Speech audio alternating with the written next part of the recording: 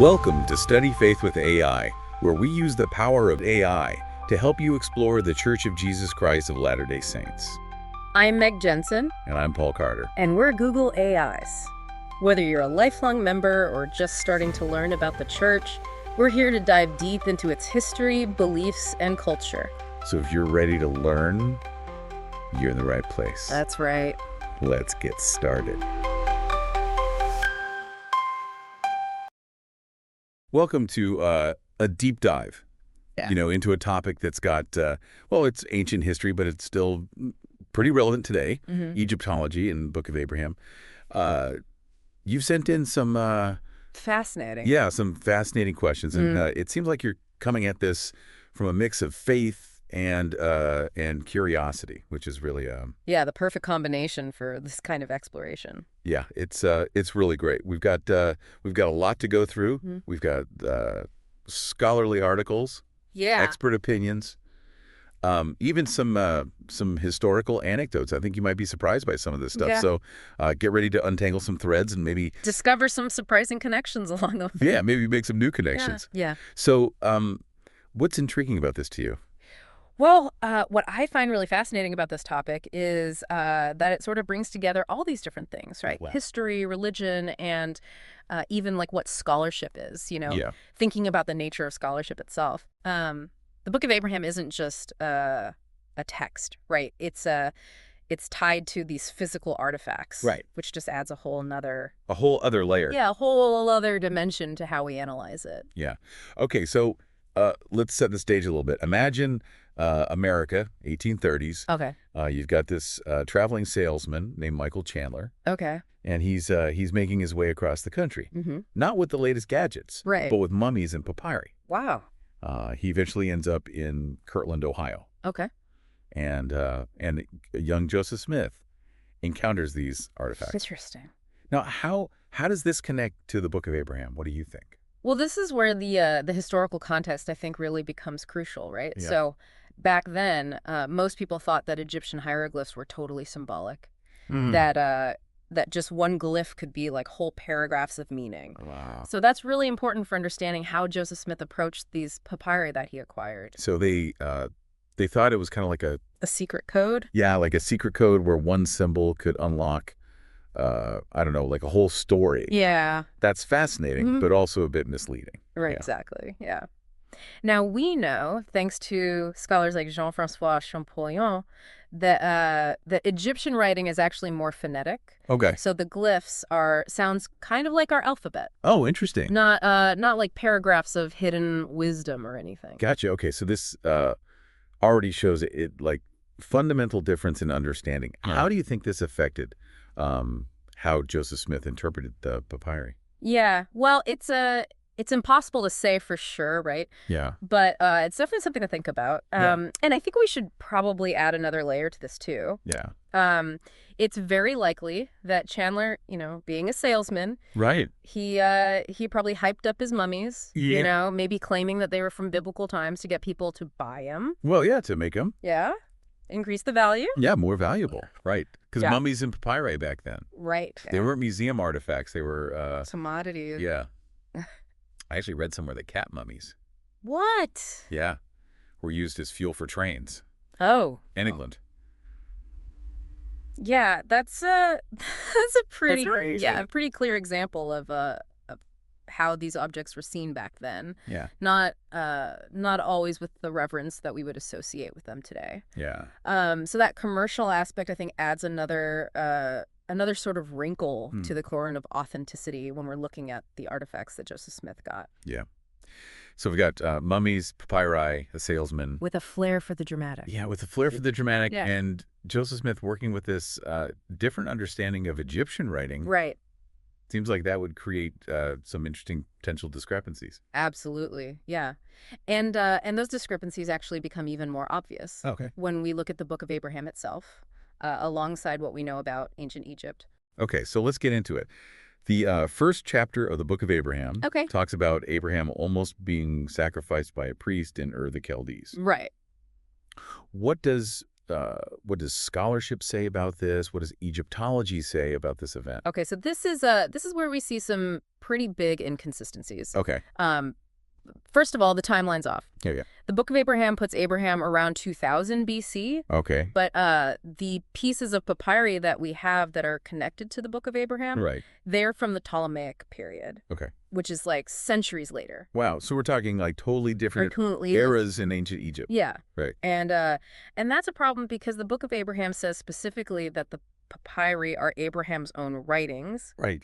But based on what we know now about those papyri, that's just not true. That's a pretty big deal. Yeah. Are there any other historical discrepancies that stand out to you? Yeah. Well, the Book of Abraham says that the Egyptians practiced human sacrifice. Right. Even saying that Abraham was almost a victim. Right. But Egyptologists pretty much agree that human sacrifice wasn't a regular thing in ancient Egypt. Yeah. Especially not during the time when Abraham would lived. So the Book of Abraham is describing an event that doesn't fit the historical timeline. Right.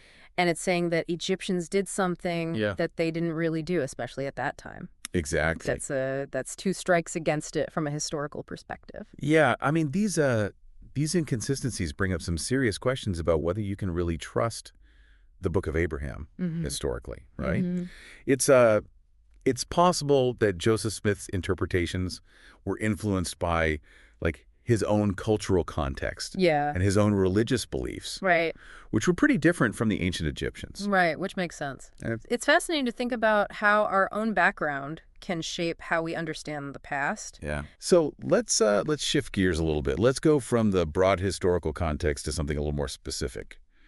The illustrations from the Book of Abraham. Okay. The facsimiles. Right, the facsimiles. Now, why are these so important? Well, these facsimiles are really important because they give us a visual connection between the text of the Book of Abraham and the Egyptian papyri. Right. They're like actual pieces of evidence that we can analyze. Yeah, and that's what makes this deep dive so interesting, right? Yeah. We're not just dealing with abstract ideas. Exactly. We have actual artifacts to examine. Mm-hmm. So let's start with facsimile 1. Okay. It shows a man lying on this raised platform with a figure standing over him, holding a knife. Yeah. And there are some jars nearby. What did Joseph Smith say this scene was? So Joseph Smith said this was the attempted sacrifice of Abraham. Oh, what? By a priest named Elkanah. Okay. He said that the 4 jars were idolatrous gods, and the crocodile was the god of Pharaoh. It sounds pretty dramatic, like straight out of the Bible. Now, what do Egyptologists say about this? Well, from an Egyptologist's point of view, it's based on misreading the image. Okay. This scene is actually a really standard part of the Egyptian Book of Breathings. Okay. Which is it's a book about funerals. Okay. About guiding people into the afterlife. Wait, are you saying that this whole sacrifice scene is actually just a normal funeral? Yeah, pretty much. The altar is actually a lion couch. Oh. That symbolizes the sky goddess Nut. Interesting. And it shows the person going up to heaven. Oh, okay. The priest is the god Anubis, who's like a key figure in funerals in ancient Egypt. Right. He's preparing the body to be buried. So no Abraham? Nope. No Elkanah? Right. No dramatic attempted sacrifice? Nope. Yeah, that's a pretty big difference from what Joseph Smith said. It is, and this really shows how important it is to understand the cultural and religious context of ancient Egypt when you're looking at these images. Exactly. Because what might seem like a scene from the Bible to someone who doesn't know anything about ancient Egypt could actually just be a regular part of their funeral practices. Yeah, pretty much. Okay, so we've debunked the sacrifice in facsimile 1. Right.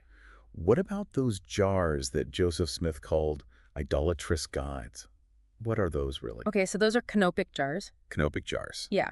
And they're super important in Egyptian funerals. Okay. They represent the 4 sons of Horus: Imsiti, Hapi, Duamutef, and Kipsenuf. Wow, even their names sound like they're straight out of a myth. Yeah, it's pretty cool. Now, what do these sons of Horus do? What's their role? So each son is connected to a specific organ. Okay. They're protected. Yeah. So Imsiti protects the liver, Hapi the lungs, Duamutef the stomach, and Kipsenuf the intestines. The ancient Egyptians thought that keeping the body safe both like physically and spiritually, was super important for getting into the afterlife. So these jars, they're not idolatrous gods. Yeah. They're actually like a key part of the Egyptian belief system about death and the afterlife. Exactly. It's amazing how one simple misunderstanding can lead to such a different way of seeing things. It is, and it seems like that's a pattern we're seeing in the Book of Abraham. Yeah. Joseph Smith's ideas often clash with what we know now about Egyptian culture, religion, and funeral practices. Right. Okay, so no sacrifice, no Elkanah, and no idolatrous gods. Yeah. Anything else in facsimile? One that's worth looking at. What about that bird flying above the figure on the lion couch? Joseph Smith said it was an angel. Right. So that's another thing that you really need to understand the context for. Yeah. That bird is probably a babe bird, which is, it's a common symbol in Egyptian art. It represents the soul of the person who died. Interesting. You often see it in funeral scenes. Okay. It's like hovering above the body. Yeah. It symbolizes that the soul keeps on going after death. So instead of it being like some divine intervention to stop the sacrifice, it's actually a symbol of the soul's journey. Into the afterlife. Into the afterlife. It's really remarkable how different the interpretations can be when you look at it through the lens of Egyptian culture. Yeah, and it just shows that it's really important to approach these texts and images with a good understanding of ancient Egyptian culture and religion. If you don't have that context, it's really easy to come up with interpretations that just aren't supported by the evidence. Yeah, that makes sense. So let's move on to facsimile 2. It's that circular illustration that people often call a cosmic map. Yeah, this is the one with the mysterious kolob, right? Yeah. I've always been curious about that. Yeah, so facsimile 2 is a hypocephalus, which is basically a disc-shaped object that they would put under the head of the deceased in their coffin. Okay. Joseph Smith said that the figure in the center was kolob, which he said was where God lived. Okay. He also said that the other figures were like celestial bodies and geographical locations. So he saw this as like a representation of the cosmos with kolob at the center. Exactly. It's a pretty grand concept. It is. But this interpretation doesn't really match up with what we know about hypocephaly and what they meant in ancient Egyptian religion. Yeah, the figure in the center is most likely Amun-Re, who was like a major creator god in Egyptian mythology. Not a place called Kolob. Another case of mistaken identity. Yeah, it seems like these Egyptian gods keep popping up in places where Joseph Smith saw something else entirely. It really highlights the difference between those 19th century interpretations and what we understand now. Yeah, absolutely. And those canopic jars that represent the 4 sons of Horus, they show up again in this facsimile. They do, yeah. They make another appearance. Those jars really get around. I'm starting to think of them as like the recurring guest stars. Yeah. Of the Book of Abraham illustrations. That's funny. What did Joseph Smith say about them in this context? So he said that they were specific places that Abraham went to during his travels. But as we've already talked about, they're actually symbolic protectors of the deceased. Not actual places on a map. Okay, so the jars are out of place. Yeah. So to speak. What about the text around the edge of the hypocephalus? Right. Did Joseph Smith try to translate that too? He did, yeah. But his translation isn't very accurate. The parts of the text that we still have, they have like a standard formula that asks for protection for the person who died. Whose name was probably Shawshank. Yeah, based on some other fragments. Wow, that's a name that sounds like it's straight out of ancient Egypt. It does, doesn't it? It's amazing to think that we might actually know who this papyrus was buried with. Yeah, it really makes you think about the person behind the artifact. Yeah. You know, it reminds us that these weren't just like abstract objects. They were connected to real people with their own lives and beliefs and hopes for the afterlife. Speaking of real people, it's hard to ignore the fact that some scholars back in Joseph Smith's time, and even some today, have said that they have serious doubts about his interpretations. What was the scholarly response like when the Book of Abraham first came out? That's That's a really good question. Yeah. So back in 1912, the New York Times published an article that had the opinions of several big-name Egyptologists about the Book of Abraham and the facsimiles. I bet that was interesting to read. Oh yeah, it was pretty fascinating. What did they say? So they pretty much all disagreed with Joseph Smith's interpretations. Okay. They use words like absurd, wow, inaccurate, okay, and even a farrago of nonsense. They didn't hold back. No, they didn't. It must have been pretty bold for the New York Times to publish something like that. Yeah, it was. Especially back then, when people were really respectful of religious figures. Yeah, it shows that even back then, there was a clear difference between religious belief and scholarly analysis. Right. These Egyptologists were looking at the Book of Abraham based on their knowledge of ancient languages and cultures, not on theology. Right. They weren't judging it based on religious ideas. Right, and it seems like they were right on the money with their expertise, too. Yeah. Didn't they eventually rediscover the papyri that Joseph Smith used? They did, yeah, in 1966. They found some pieces of the Joseph Smith papyri at the Metropolitan Museum of Art in New York City. Wow. This rediscovery was a really big deal because it meant that scholars could finally compare the original Egyptian texts with Joseph Smith's translations and interpretations. So it was like finally getting the answer key to a test that had been a mystery for over a century. Yeah, that's a great way to put it. What did this comparison show? Well, it confirmed what those Egyptologists back in 1912 had already said.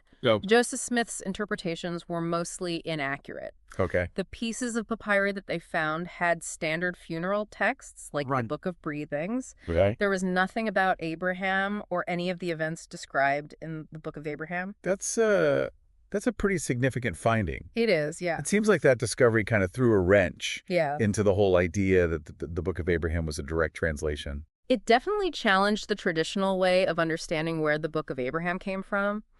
And it caused some pretty intense debates within the Mormon community and beyond. So where does that leave us? Right. We have this book that claims to be translated from ancient papyri. Yeah. But the actual papyri tell a different story. Right. How do people explain this discrepancy? That's a question that's caused a lot of discussion and debate. Some people say that Joseph Smith might have been working with a limited understanding of the papyri. Okay. And he really believed he was translating them, even though his results were wrong. So he was sincere, but he just didn't have the tools and the knowledge to do it accurately. Exactly. That's one possibility. Okay.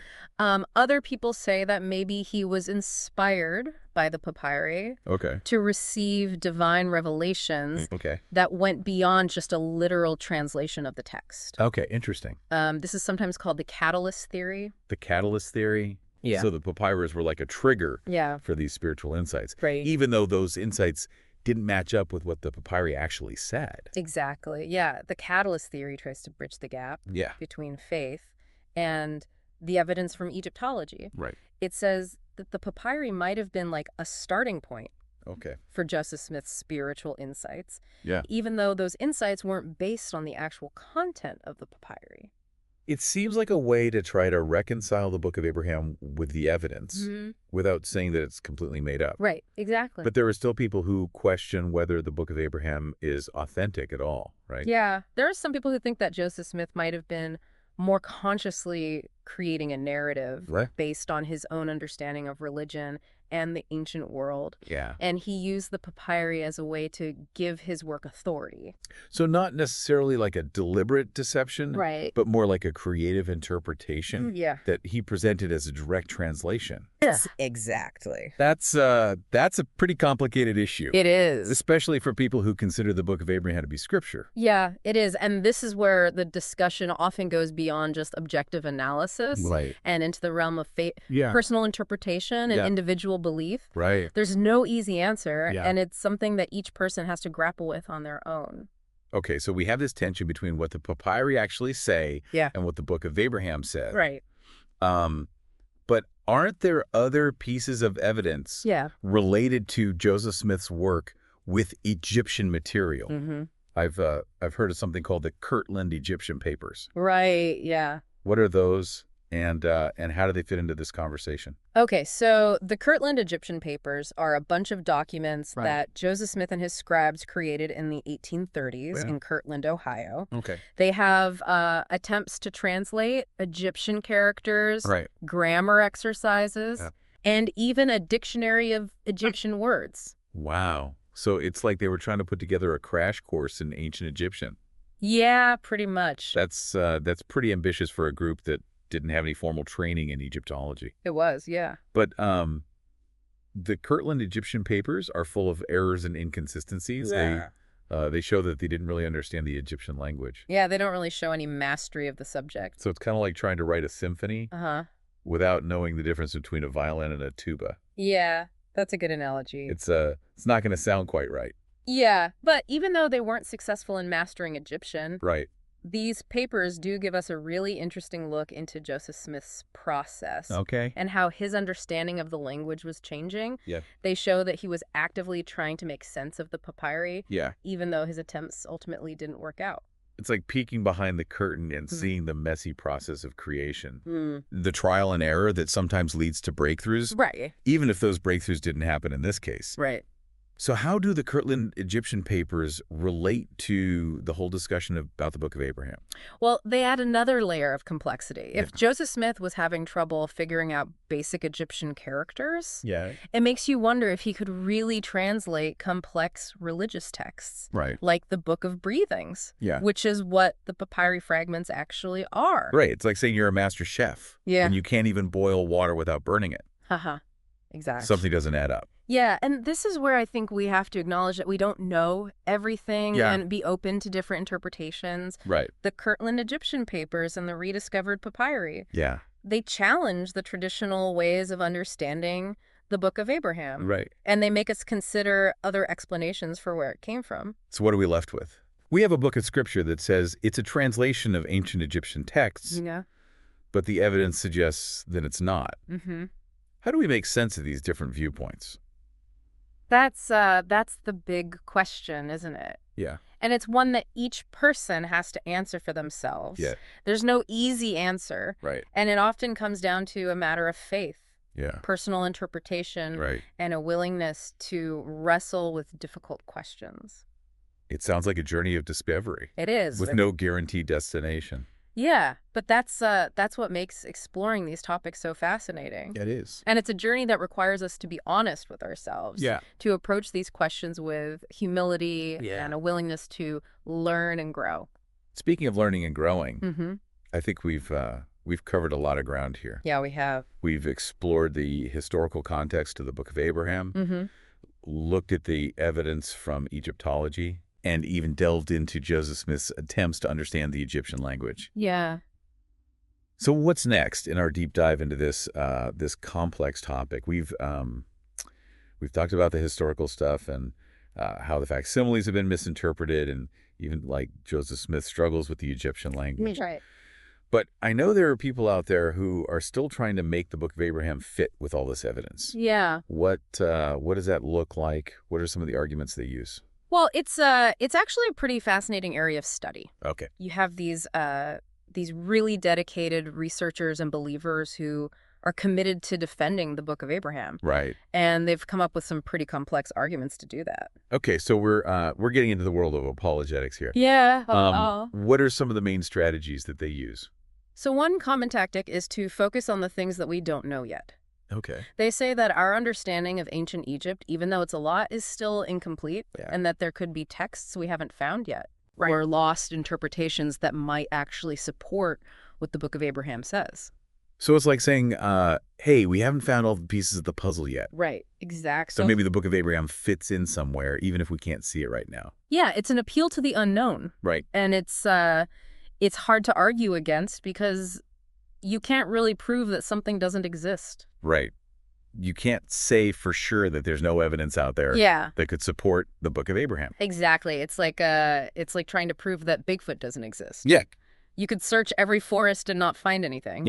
But that doesn't mean he's not out there somewhere. Exactly. And they often combine this argument from the unknown with the idea that Joseph Smith might have had access to sources of knowledge that we've lost. So like ancient scrolls hidden away in a secret chamber. Yeah, or maybe even some kind of divine revelation Right. that went beyond our normal understanding of history and language. Okay, I can see how that would be appealing to someone who's trying to reconcile their faith with all this this evidence that seems to contradict it. Yeah. But wouldn't that also make it almost impossible to prove or disprove those claims? Yeah, that's the tricky part about this line of reasoning. Yeah. It relies on faith and assumptions that go beyond what we can actually prove with evidence. Yeah. And for a lot of scholars, that's just not a good enough explanation. It seems like a bit of a balancing act, trying to balance faith and academic rigor. It is, yeah. So appealing to the unknown and lost knowledge, those are two approaches. Right. What are some other tactics that are used in Book of Abraham apologetics? Well, another common one is to look for linguistic parallels. Okay. They try to find connections between words or phrases in the Book of Abraham and ancient Egyptian texts. So they're looking for those little linguistic links, those hidden clues that might connect the Book of Abraham back to its supposed Egyptian origins. Exactly. But this often involves like stretching the meaning of words or relying on really obscure translations or using interpretations that most Egyptologists don't agree with. It's like trying to solve a crossword puzzle where you can rearrange the letters and make up your own definitions. Right. You might get a word to fit, Yeah. but it's not really a valid solution. Exactly. And that's the problem with a lot of these linguistic parallels. Yeah. They often require a lot of creativity and mental gymnastics to make them work. And they don't always hold up when you look at them closely. Right. Okay, so we've got appeals to the unknown, last knowledge, and linguistic parallels. Right. Are there any other major approaches that they use? Yeah, one more I'd mention is reinterpreting the facsimiles. Some apologists try to reinterpret the scenes in those illustrations in a way that lines up with the Book of Abraham's story, even if those interpretations go against what we know from Egyptology. So they're saying, okay, maybe Joseph Smith gets some details wrong. Right. But the main message is still true. Yeah, it's like looking at an abstract painting and seeing something completely different from what the artist meant. Yeah, and this often involves reinterpreting what the symbols in the images mean, or saying that Joseph Smith was working with a deeper, more spiritual understanding than regular scholars. Yeah. It's like saying, you're just looking at the surface of the ocean, but Joseph Smith was diving down to the depths where the real treasures are. Yeah, I like that analogy. This approach lets some believers hold on to the Book of Abraham, even when they see evidence that seems to contradict it.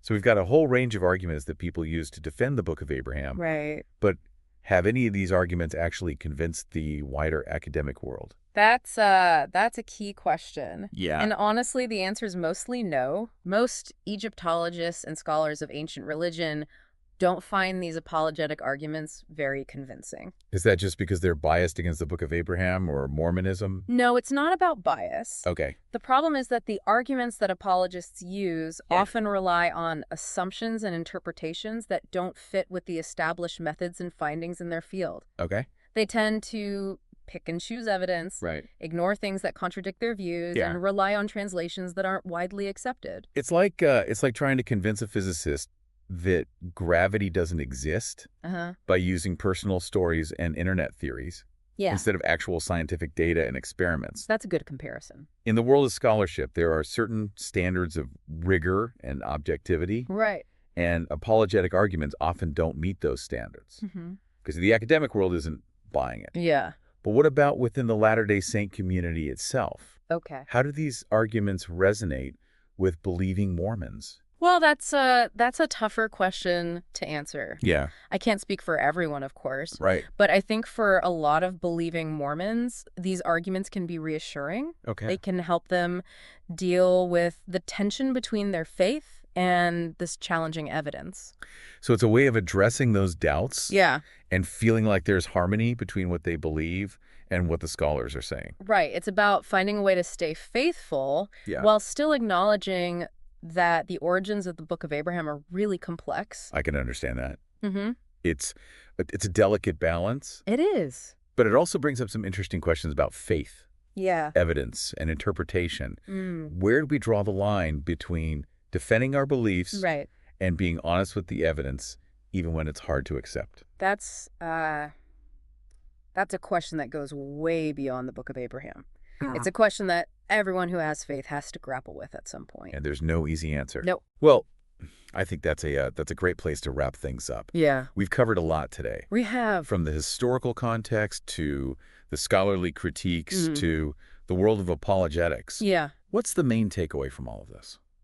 Well, I think the Book of Abraham is a text with a really fascinating and contested history. It is. There are a lot of different perspectives to consider. Yeah. And in the end, each person has to decide for themselves how they're going to reconcile the text with the evidence. It's a journey of exploration, and there's no single right answer. Right. But I think the most important thing is to approach these questions with an open mind. Yeah. A willingness to learn and a respect for the complexities of history and faith. Absolutely. And for you, our listener, what stands out from all this? What are you going to keep thinking about or explore further? That's where the real adventure begins.